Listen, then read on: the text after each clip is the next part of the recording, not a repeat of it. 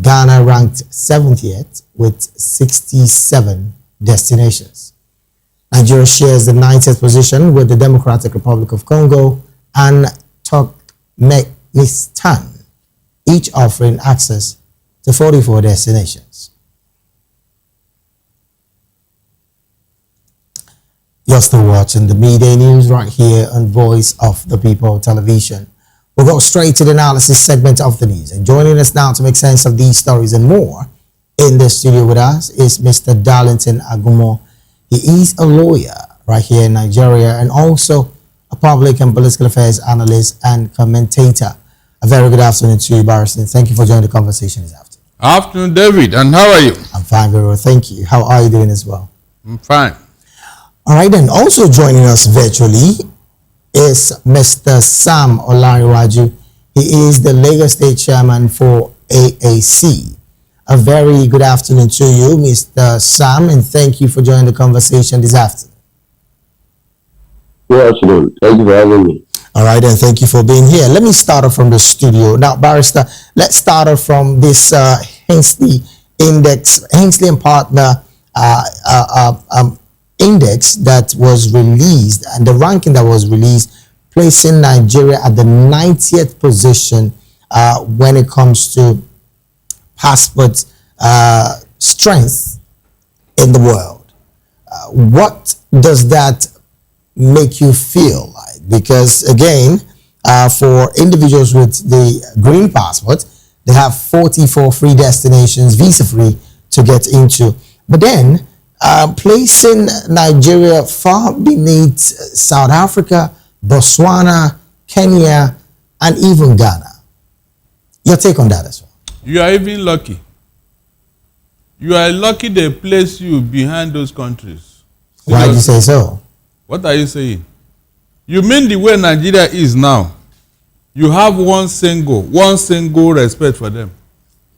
No, tell me the truth. Don't say because of patriotism. With where Nigeria is now and the infamy your government have generated all over the world, do you think any country want to see your passport? Hold on. Do you actually think that any country want to see your passport in any of their airports? You are in fact, those people, they are very, very lenient too. In fact, I'm so surprised. Because what are you going to say about Nigeria today that will attract any respect or attention? Just one thing that will make any country respect Nigeria today. Tell me that thing. If your seat of government is stinking with this type of infamy, will you respect a country that the government is behaving like this? No, tell me the truth. South Africa. Are they not the biggest economy in Africa now? And you are number 3. I think it's even number 4. They are struggling to remain in number 3. So please, what I think is that they are very, very lenient with Nigeria. Seriously, they would have told Nigeria that if you want to come into our country, go and borrow passport from South Africa. That's the only way you can come into our country. You think by all of this now, it's also not an indication that the passport is doing a bit better, because yes, it moved just one spot downward from 89 to 90. Do you think from this particular position, the passport would not be gaining much more presence, should we put it that way, in the coming days?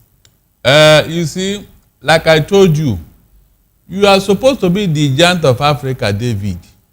When you are being played behind such small cog, it's not an indication of respect or that you are doing better. I'm not joking. I mean, to whom much is given, much is expected. Nigeria is not in its rightful place in the Committee of Nations, both in Africa and in the world. So when they say that behind some or 2 or 3 Africa, you are jumping up. If you become number 1 passport in the world, what will happen? David, what will happen? Well, so much will be put into place before that can happen. So why have you not put it into place? No, tell me that's even one thing that made Nigeria to be placed in that position. I say you are very lucky. Are you of the opinion that Nigeria is not a major work in progress with the way it is going, particularly on the part of growth? Is Nigeria a work in progress for you?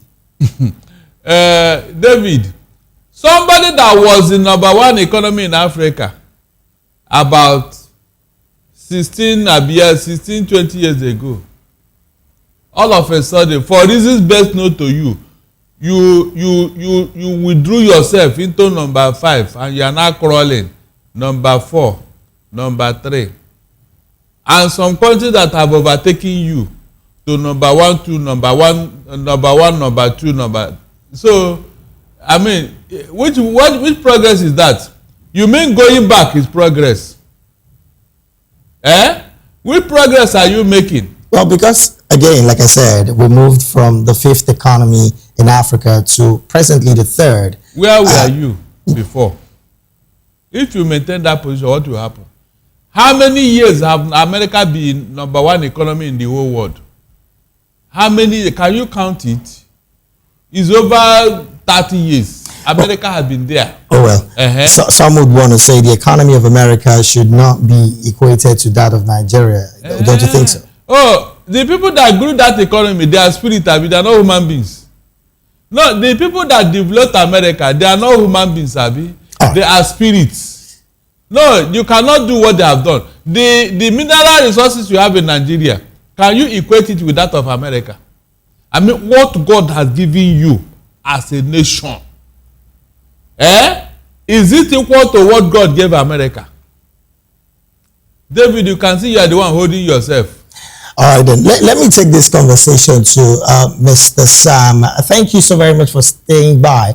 Now, what is your take, particularly on this report that the Nigerian passport has dropped to number 90th in the world? And of course, this is according to the Henley Passport Index, one that a lot of Nigerians would want to say, is this a step forward or a step backward? Because we dropped from 89th position to the 90th position. Your take, Mr. Sam. Thank you, guys. Thank you for having me. I think I want to share the sentiment of the barrister in the studio that we are supposed to even appreciate them for them putting us in that position of 90 positions, 90th positions, like that way. Because when you see this country and they explain it to you, I think it's like you are getting more misunderstanding some situations. You see, I mean, there was analysis that one of the journalists is trying to do one of these days. He said in 1974 that the naira to dollar is like 1 naira to $1. You understand? In that time, what happened to Nigeria? What was in the economy of Nigeria to get to this stage? The element of corruptions in the system between that time to this stage is enormous. And you cannot, you can't even talk about it. The more you talk about it, the more it's not getting worse. And I'm not saying maybe the reason why you are talking about this, that's the reason why it's getting more worse, because you are not even taking actions. There's no action being taken by the government. The government is just doing whatever they are doing. And the citizens, that means they are paying less attention to what is happening in the government. It's just only the people that is doing analysis, that is analyzing the situations, that is making it look like maybe the government is doing worse. The citizens that they are governing said that they are not even aware of what is going on. So it was so shameful that we find ourselves in these situations, and we continue, clamoring for change every time and then. But the people that you are talking to, they are paying deaf ear to change. They are paying deaf ear to change. This is supposed to be a national discourse that all of us are talking about it. Like, how do we get here in the first place? How do we get there? They are going to be comparing us with Togo or all the smaller countries. How do we get here? The economy is not working. Everybody is living in hardship. Insecurity is there. This one is talking about, like article is talking about Nigeria should be the Tinubu regime should apologize to the Nigerians. What have they done when they were there? Did they apologize for all these atrocities they caused when they are in their own time? So that is why we find ourselves where we are. And until we change this strategy, until we change this approach to all the things that we do in this nation, we keep going down the drain. We are going to see tomorrow night, we are going to get to number 100.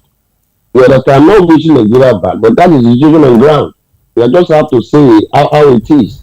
Because the way we are going, the trend we are going, I don't see any positive thing that can happen. But until Nigeria wake up and started choosing their leader rightly and stop voting for criminals. Thank you very much. All right then. Well, because of our time, really, I would also want us to touch on a particular situation. Now, you did say earlier, Mr. Sam, that the people that the analysis have been given to, and of course you were referring to the people in government, that they are not listening. Now, I would want us to take a listen to the Minister of Defense, and I'm talking about retired General Christopher Musa, on his statement. Particularly, of course, you would recall that it was alleged that he was going to resign, but he debunked that particular statement, clearly stating that whoever said that he did resign, he was actually threatening legal action in that report. But significantly, he said that he just came out from giving the president a report. Now, I would want us to take a listen to that particular statement from, of course, retired General Christopher Musa, and then we'll come back and talk about something that has to do with security in Nigeria.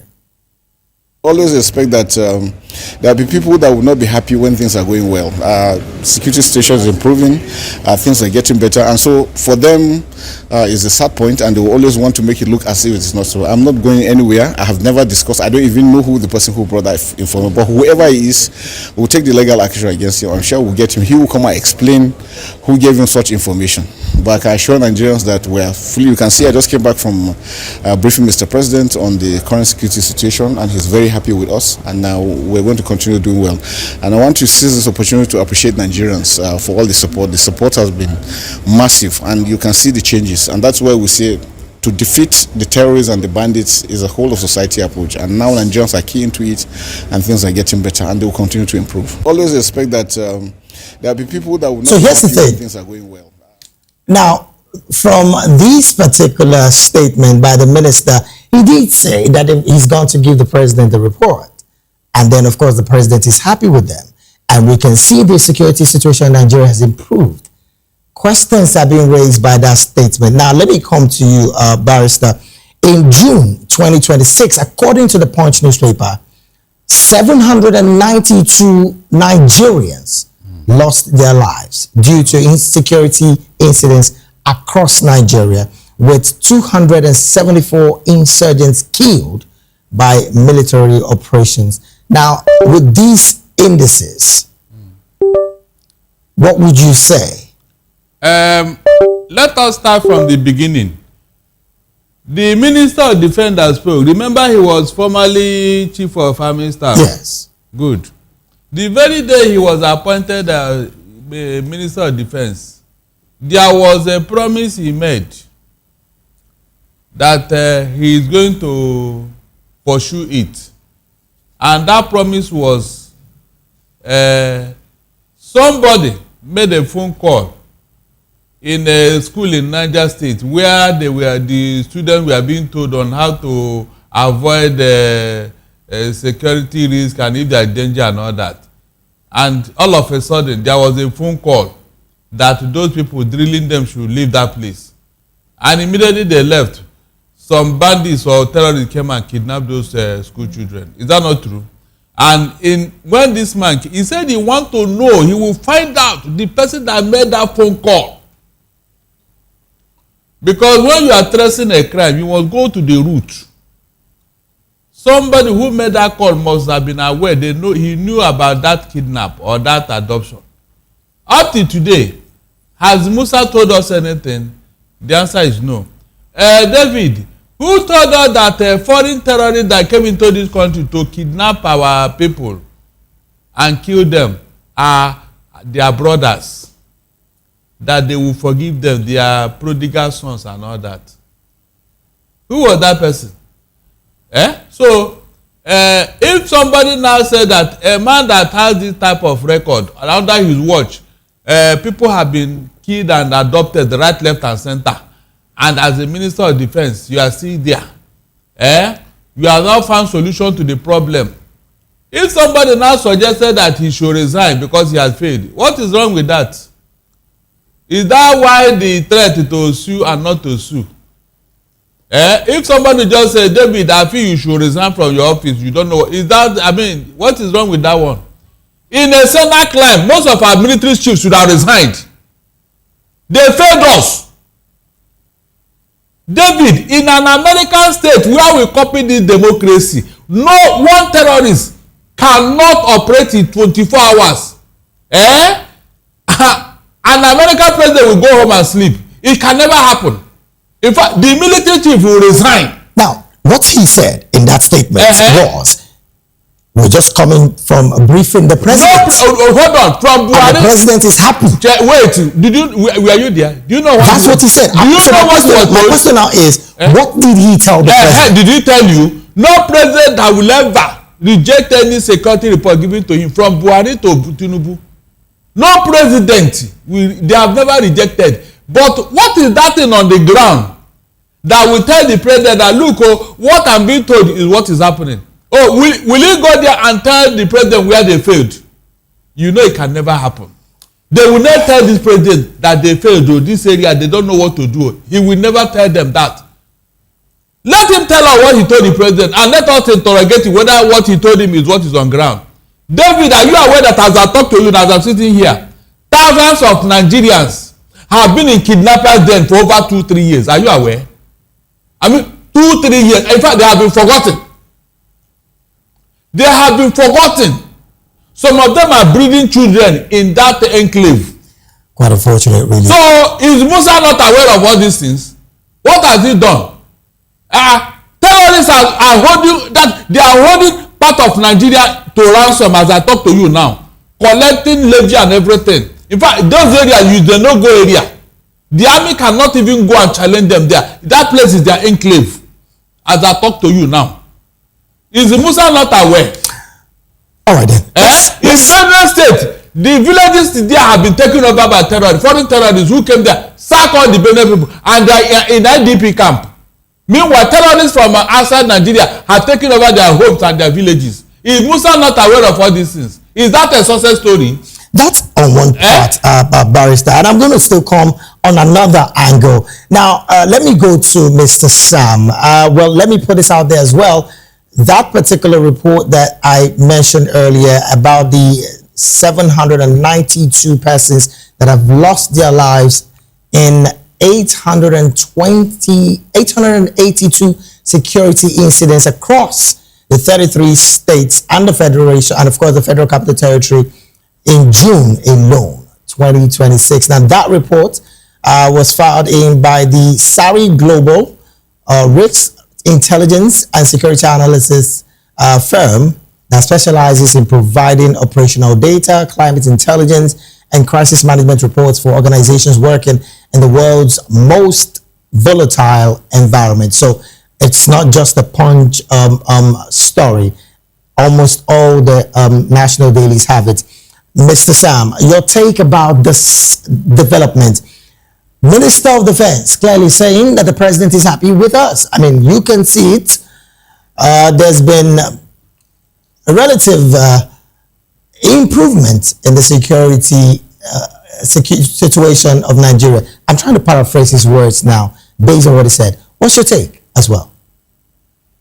Mr. David, you see, it's high time for us to stop all this trying to paint blue or black. You understand, and go straight to the point of what is happening. Minister of Defense cannot just say there's improvement in security, there's everything is legit. We ourselves know, the Nigerians themselves know that there's nowhere that is safe in this country. You understand? Several students are still in captivities. People are still being kidnapped every time and then. So he can just face himself, like what Mr. Darlington said. We don't know what, maybe he wants to go and drop his resignation letter to go to Tinubu himself. You don't know. Because in any rumor in this world, there's element of truth in it.